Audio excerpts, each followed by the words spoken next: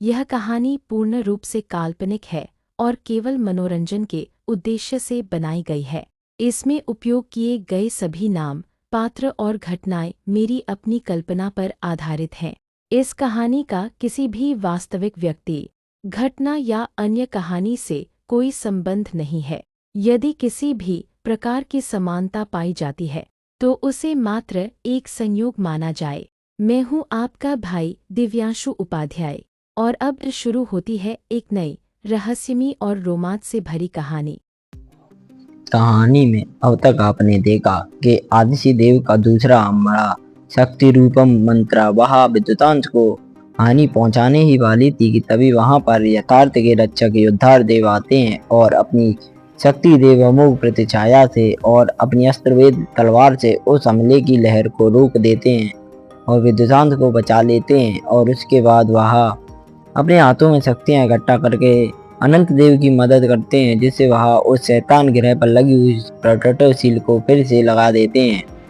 तो मैं आपका छोटा भाई दिव्यांशु उपाध्याय अब कहानी को करते हैं एंजॉय। तो अब आगे महान आदिशि देव वह विद्युतांश को अपने साथ ले जाते हैं और उसको अपने साथ ले जाने के बाद उसे अपने ही लोक में ले जाते हैं, जहाँ पर वह और सभी योद्धा रहा करते थे।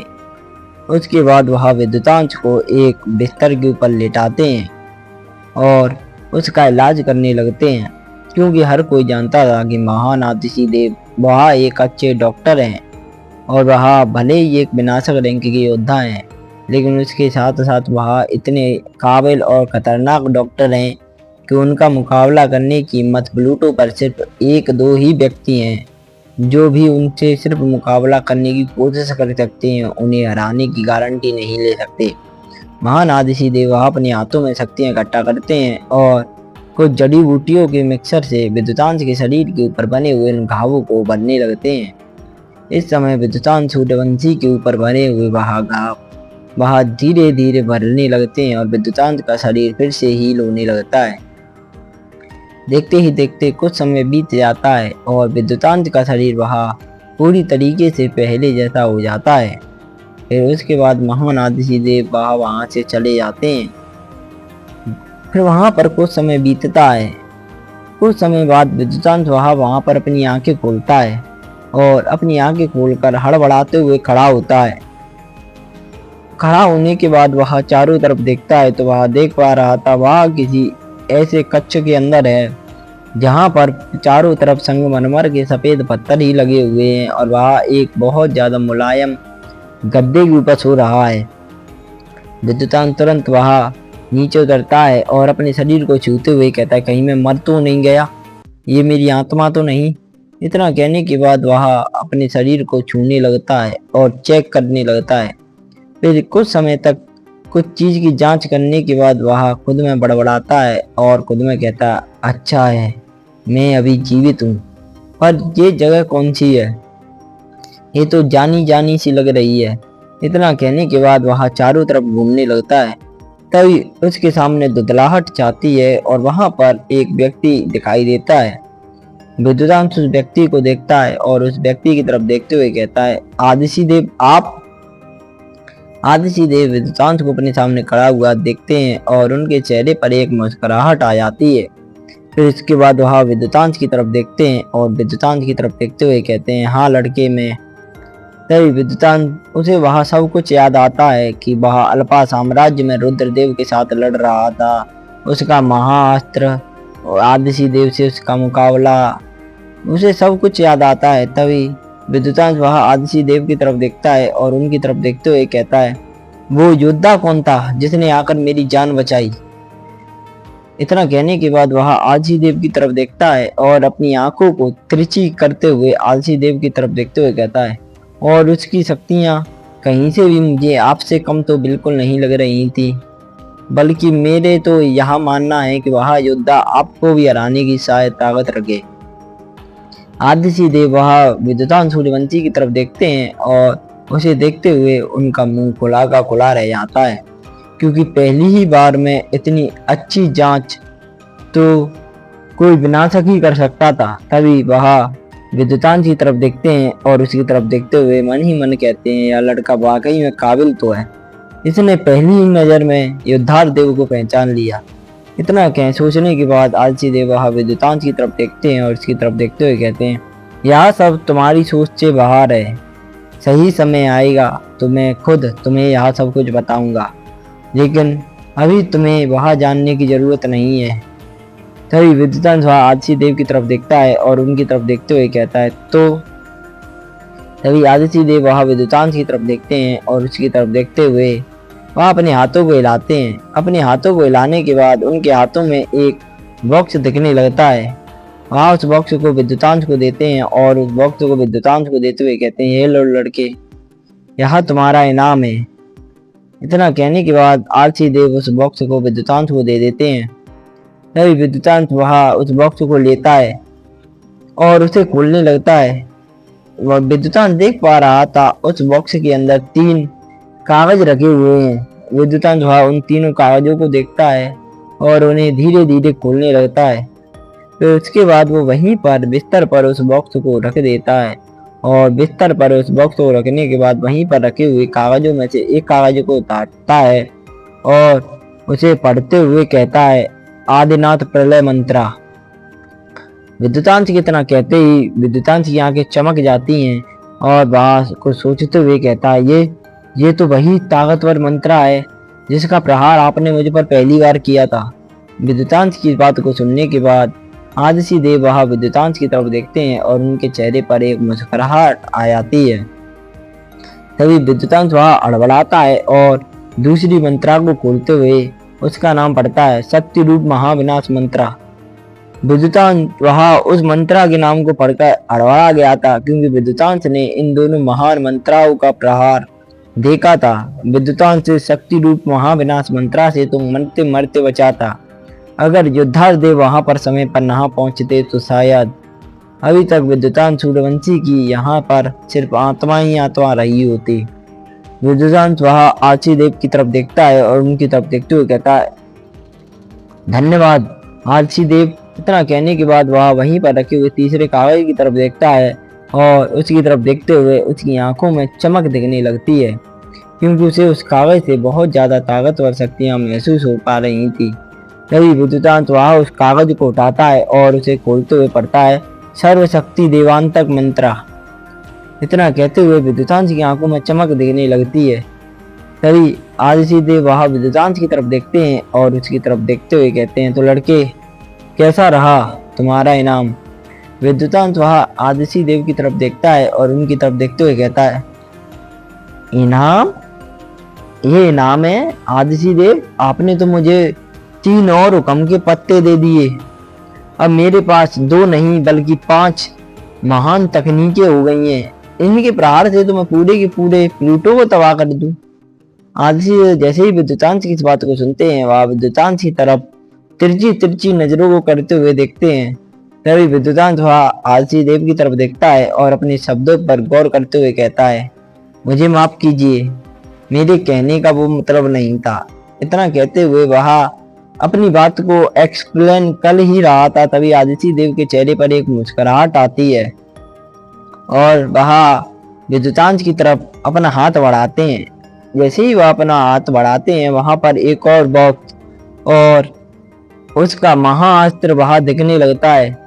विद्युतांश जैसे ही महाअस्त्र को देखता है, आदित्य देव वह विद्युतांश की तरफ देखते हैं और विद्युतांश की तरफ देखते हुए कहते हैं, लड़के, यह तुम्हारा ही है। मुझे सिर्फ तुम्हारी परीक्षा लेनी थी, इसलिए मैंने इस महाअस्त्र को लिया।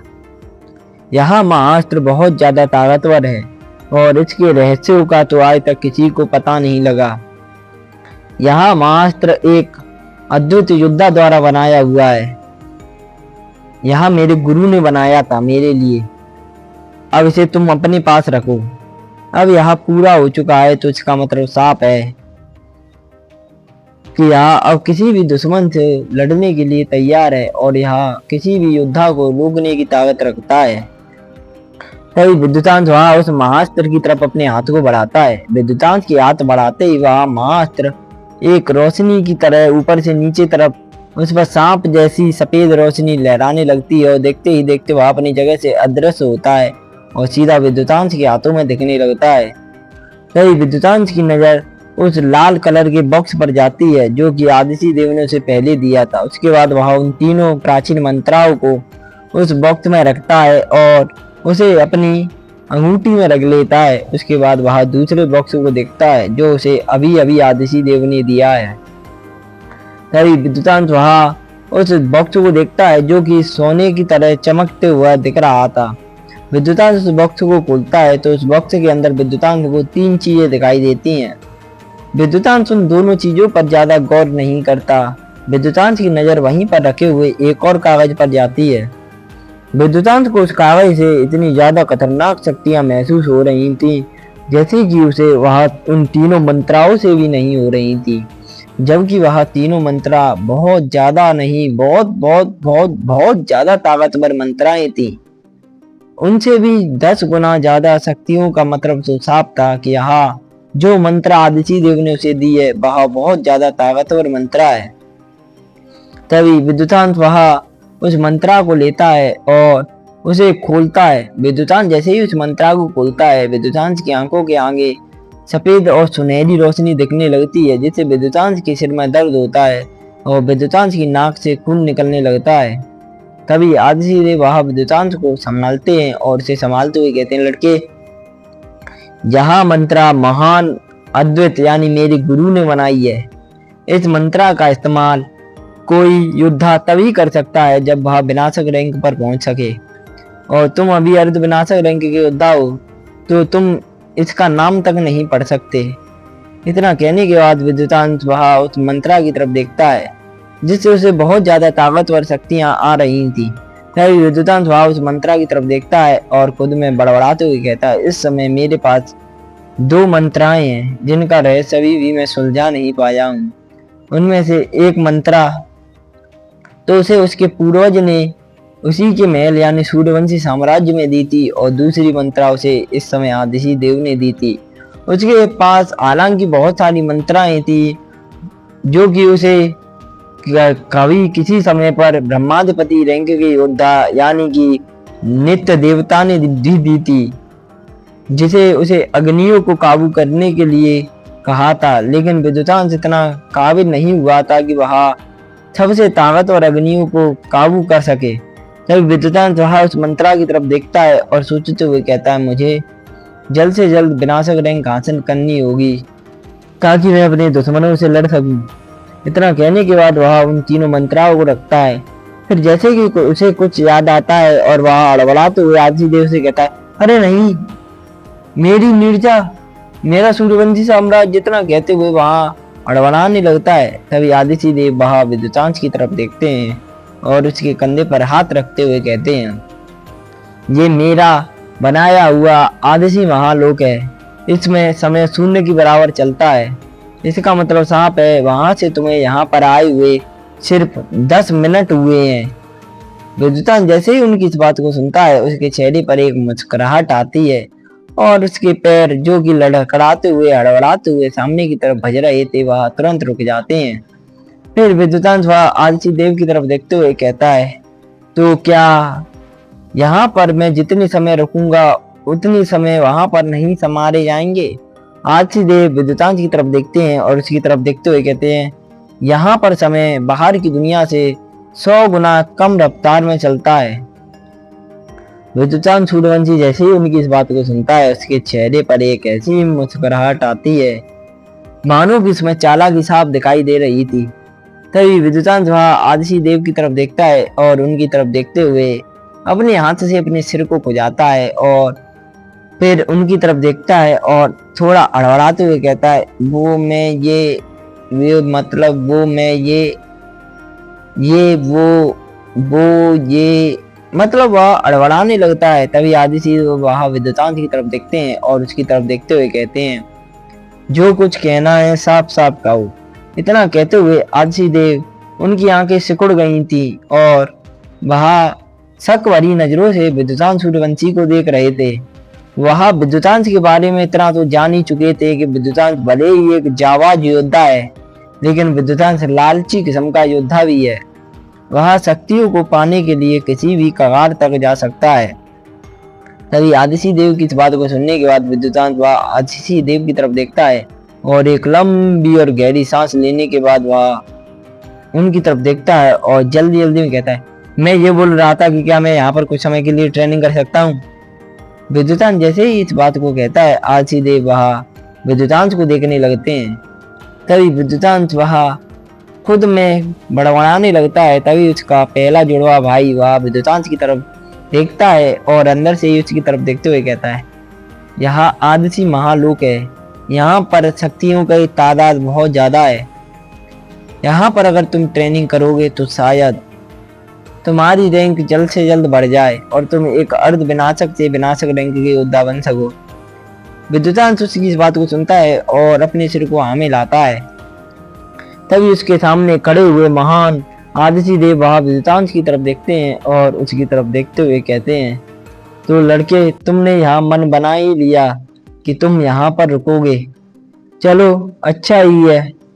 इतना कहने के बाद वह एक लंबी और गहरी सांस लेते हैं और लंबी और गहरी सांस लेने के बाद वह विद्युतांत से कहते हैं, ठीक है, तुम कुछ समय के लिए यहाँ पर ट्रेनिंग कर सकते हो। इतना कहने के बाद वह विद्युतांत को वहां पर ट्रेनिंग करने की इजाजत दे देते हैं। तभी विद्युतांत वह महान आदिशि देव की तरफ देखता है और उनके सामने हाथ जोड़ते हुए कहता है, अच्छा तो आपका धन्यवाद, लेकिन अगर आप बता देते कि यहाँ पर ट्रेनिंग करने की जगह। इतना कहते हुए विद्युतांत वह आदिशि देव की तरफ देखता है। तभी आदिशि देव झटके से उसका हाथ पकड़ते हैं और तुरंत अपनी जगह से टेलीपोर्ट हो जाते हैं। वह टेलीपोर्ट होते हुए सीधा एक जगह पर पहुंचे थे। वहां पर चारों तरफ हरे भरे पेड़ पौधे, प्रकृति, मानो ऐसी शक्तियां जैसे कि वहां कोई जंगल हो। तभी आदिशि देव वह विद्युतांत की तरफ देखते हुए कहते हैं, यहाँ आदिशि महाजंगल है। इस जंगल में बहुत ज्यादा तादाद में शक्तियां हैं। तुम चाहो तो यहाँ पर किसी गुफा में ट्रेनिंग कर सकते हो, लेकिन यह जंगल मेरा बनाया हुआ नहीं है। यहाँ तो परमेश्वर का बनाया हुआ वह अनमोल चीज है जिसे सिर्फ मैंने संभाल कर रखा है। यह जंगल बिल्कुल असली है। और इतना कहने के बाद वह विद्युतांत की तरफ देखते हुए कहते हैं, यहाँ के जानवर भी, यहाँ पर सबसे ज्यादा ताकतवर जानवर भी अर्ध अद्भुत रैंक के योद्धा है। विद्युतांत जैसे ही उनकी इस बात को सुनता है उसके पैरों के नीचे से तो जमीन ही खिसक जाती है, क्योंकि जैसे ही उसने सुना था कि यहाँ पर सबसे ज्यादा ताकतवर जानवर भी अर्ध अद्भुत रैंक का है, तो उसके तो पैरों के नीचे से जमीन ही खिसक गई थी। विद्युतांत जानता था कि जबकि वह अर्ध विनाशक होके एक विनाशक योद्धा को नहीं हरा पाया, तो एक अर्ध अद्भुत योद्धा तो विनाशक योद्धा की जाने क्या क्या हालत कर सकता है। विद्युतांश को इस तरह अड़बड़ाते हुए देखकर आदिशि देव वह विद्युतांश के कंधे पर हाथ रखते हैं और जोर जोर से हंसने लगते हैं। फिर वह हंसते हुए विद्युतांश से कहते हैं, यहाँ पर सिर्फ एक ही जानवर शुरुआती अद्भुत रैंक का है। वह किसी पर हालांकि हमला नहीं करता।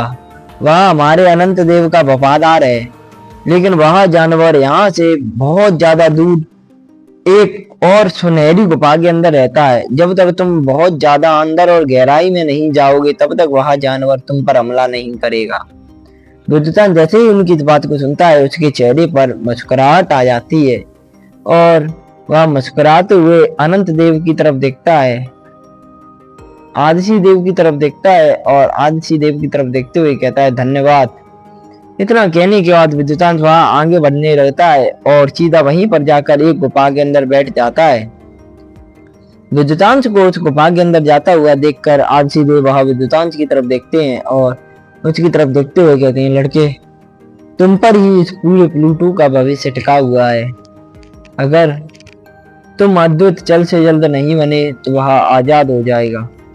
इतना कहते हुए उनकी नजरें सीधा एक आयाम की तरफ जाती हैं, जहां पर एक काली परछाई जो अभी तक जंजीरों से बनी हुई थी, उसकी जंजीरों में धीरे धीरे दरारें पड़ने लगी थी, क्योंकि इसका मतलब साफ था कि सिर्फ सूर्यवंशी साम्राज्य, अल्पानगर, अग्निचेत्र और कीर्ति साम्राज्य, 4 साम्राज्य ही बाकी रहे थे।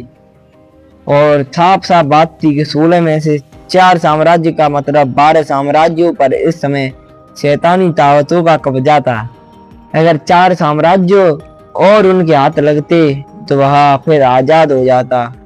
और जैसे ही प्रलय राज आजाद होता तो आदित्य देव जानते थे कि प्रलय राज ने एक बार उन्हें बहुत बुरी तरीके से कूटा था, इसलिए वह प्रलय राज के नाम से ही खौफ खाया करते थे।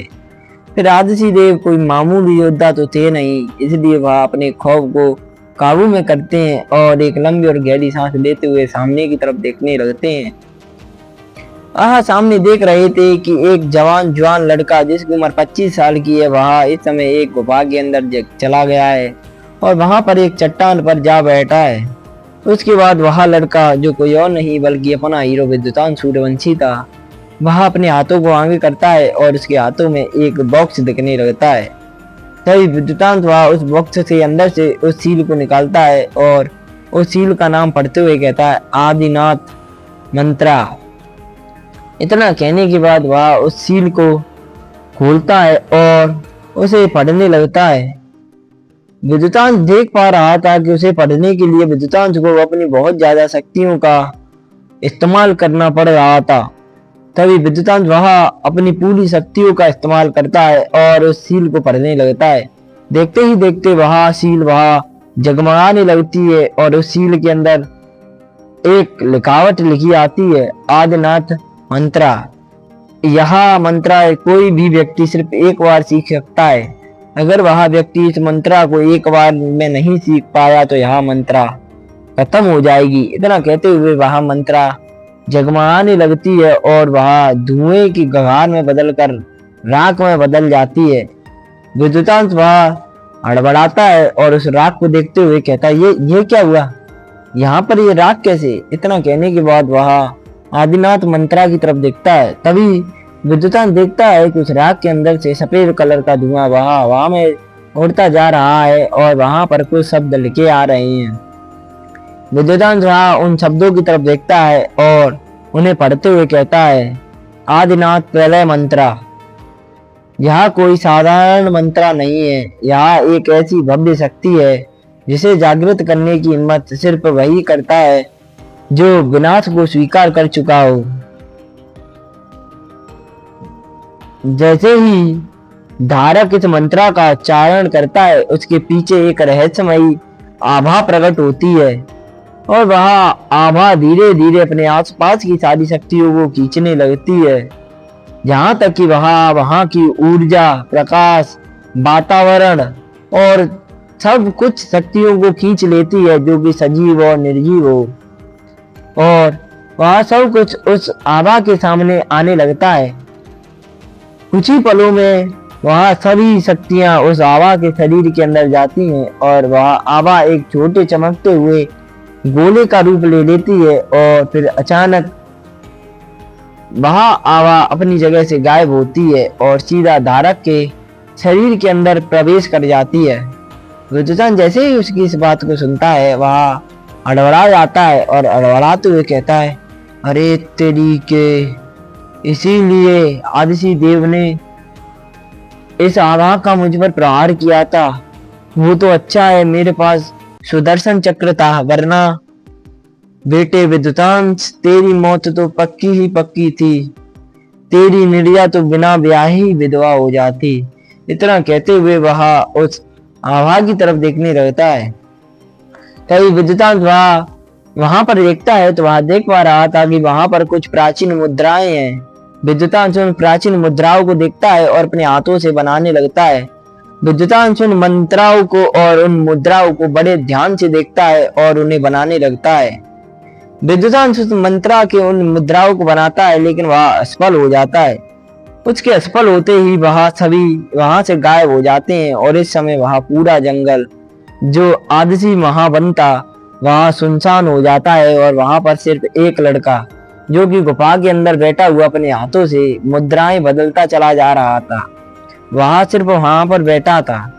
विद्युतांशु वहां सामने की तरफ देखता है और सामने की तरफ देखते हुए कहता है, नहीं, मुझे बहुत ज्यादा ताकतवर होना है ताकि मैं अपने लोगों, माता पिता और सभी लोगों को बचा सकूं जिनकी जिम्मेदारी मेरे ऊपर है। मैं ऐसा कुछ नहीं कर सकता। इतना कहने के बाद विद्युतांशु वहां अपने हाथों की मुद्राएं बनाने लगता है। विद्युतांत ने अपने सामने बनी हुई उन सभी मुद्राओं को अपने दिमाग में बैठा लिया था, क्योंकि विद्युतांत जानता था कि अगर वह उन मुद्राओं को अपने दिमाग में नहीं बैठाता और उन मुद्राओं में एक्सपर्ट होता तो विद्युतांत वह उस महाशक्तिशाली तकनीक को खो देता। और बिल्कुल हुआ भी वैसा ही। विद्युतांत के एक बार असफल होते ही वह तकनीक वहां से गायब हो चुकी थी। वो तो अच्छा हो विद्युतांत के चौथे जुड़वा भाई का, जिसका दिमाग वह बहुत ज्यादा तेज था, जिसने उसे किसी कैमरे की रिकॉर्डिंग की तरह अपने दिमाग के अंदर बिठा लिया था, जिससे विद्युतांत वह उन मुद्राओं को अपने हाथों से बनाता चला जा रहा था। देखते ही देखते कुछ समय बीतता है। वहां पर 5 दिन, 7 दिन, 9 दिन, 11 दिन, 13 दिन और फिर 20 दिन बीत जाते हैं, लेकिन विद्युतांत की मुद्राएं वहां पूरी नहीं हो पा रही थी। विद्युतांत वहां अपने हाथों की मुद्राएं बदलता है, फिर सामने की तरफ देखता है और सामने की तरफ देखते हुए कहता है, विद्युतांत आज नहीं तो कभी नहीं, तुझे ये करना होगा। ऐसा कहते हुए विद्युतांत की आंखें वहां जगमगा रही थी। विद्युतांत का खूबसूरत चेहरा वह इस समय शक्तियों की कमी से पीला पड़ने लगा था। विद्युतांत जानता था कि उस हवा के प्रहार में उसे बहुत ज्यादा ताकत का इस्तेमाल करना पड़ेगा। इसीलिए विद्युतांत वहां सामने की तरफ देखता है और अपने हाथों में और शक्तियां इकट्ठा करता है और उस हवा को बनाने लगता है। देखते ही देखते 1 महीना बीत जाता है। 1 महीने बाद विद्युतांत वहां पर खड़ा रहता है और वहां प्रैक्टिस कर ही रहा था। तभी विद्युतांत कुछ महसूस करता है और वहां अड़बड़ाते हुए देखता है कि उसके हाथ वहां मुद्राएं बनाते चले जा रहे थे। तभी विद्युतांत की आंखों में एक चमक आती है और वह उसी चमक के साथ कहता है, आखिरकार मेरी मेहनत सफल हुई। और मैंने इतना कहते हुए वह हंसने लगता है और अपनी मुद्राएं बनाने लगता है। जैसे जैसे विद्युतांत की मुद्राएं बनती चली जा रही थी, आसमान वहां काला पड़ता जा रहा था और चारों तरफ ऊर्जा घूमने लगती है और पूरा का पूरा वहां आदिसी महावन कांपने लगता है और विद्युतांत के शरीर के अंदर शक्तियां इकट्ठा होने लगती हैं। तभी विद्युतांत वहां आखिरी मुद्रा को पूरी करता है और चिल्लाकर कहता है, आदिनाथ प्रलय मंत्रा। उसके इतना कहते ही विद्युतांत के हाथों की मुद्रा बदलते ही विद्युतांत के शरीर के अंदर से बहुत ज्यादा ताकत निकलती है। वह विद्युतांत के पीछे खड़ी हो जाती है। विद्युतांत के पीछे इस समय एक और विद्युतांत खड़ा हुआ था। तभी विद्युतांत वहां दूसरे विद्युतांत की तरफ देखता है। तभी वह विद्युतांत आसपास की शक्तियों को खींचने लगता है और वह अपनी आसपास की सारी शक्तियों को खींचता चला जा रहा था। इस समय वह विद्युतांत बहुत ज्यादा शक्तियों को खींच रहा था। तभी विद्युतांत वह दूसरे विद्युतांत यानी उस हवा की तरफ देखता है। भाई, इस दूसरे विद्युतांत से जो कि इसकी हवा है, उसका नाम मुझे कोई अच्छा सा नहीं मिल रहा। आप में से कोई भी बंदा मुझे अच्छा सा नाम कमेंट करके दे देना, जिसे मैं अपनी अगली वीडियो में यूज करूंगा। तो दूसरा विद्युतांत वह अपने हाथों की सील बदलने लगता है। तभी दूसरा विद्युतांत वह आसपास की शक्ति को खींचता है। तभी पहला विद्युतांत यानी कि विद्युतांत सूर्यवंशी उस आभा की तरफ देखता है और उसकी तरफ देखते हुए कहता है, हमें किसी पर हमला नहीं करना, मैंने सिर्फ तुम्हें परीक्षण के लिए बुलाया है, इसलिए इतनी ज्यादा शक्तियों को खींचने की कोई आवश्यकता नहीं। विद्युतांत की इस बात को सुनने के बाद वह आभा अपने सिर को हमें लाती है और वह तुरंत वहां से गायब हो जाती है और गायब होते हुए सीधा विद्युतांत के शरीर के अंदर चली जाती है और वह सीधा विद्युतांत की छाती के ऊपर दिखने लगती है। तभी वह आभा धीरे धीरे विद्युतांत की छाती से उसकी नार में और उसकी माथे के पास पहुंचने लगती है। जैसे ही वह आभा विद्युतांत की माथे के पास पहुंचती है, विद्युतांत के माथे में दरार पड़ने लगती है। वहां पर एक दरार दिखने लगती है। जैसे ही विद्युतांत की माथे के ऊपर वह दरार बनती चली जा रही थी, विद्युतांत वहां चीखता है, चिल्लाता है, किच्ची देता है, लेकिन इस समय वहां पर कोई फर्क नहीं पड़ रहा था। तभी विद्युतांत वहां चिल्लाने लगता है और चिल्लाते हुए उसके मुंह से पानी तक निकलने लगता है और वह वहीं पर गैरस हो जाता है और तुरंत धड़ाम की आवाज के साथ सीधा उसी आदिसी महावन में फैल जाता है। तो क्या होगा कहानी के अगले इस भाग में? क्या विद्युतांत की इन महान शक्तिशाली मंत्राएं उसे पहुंचा देंगी एक और नई मंजिल पर, या विद्युतांश के सामने आने वाला है एक ऐसा खतरा जिसके बारे में विद्युतांश को नहीं मालूम। और क्या हो रहा है अल्फा साम्राज्य और सूर्यवंशी साम्राज्य में, और क्या है उस दूसरे सुनहरे बॉक्स का रहस्य, जानने के लिए बने रहें मेरे साथ। मैं आपका छोटा भाई दिव्यांशु उपाध्याय, मेरे चैनल दिव्यांशु स्टोरी वर्ल्ड पर। तो राम राम सभी भाइयों का।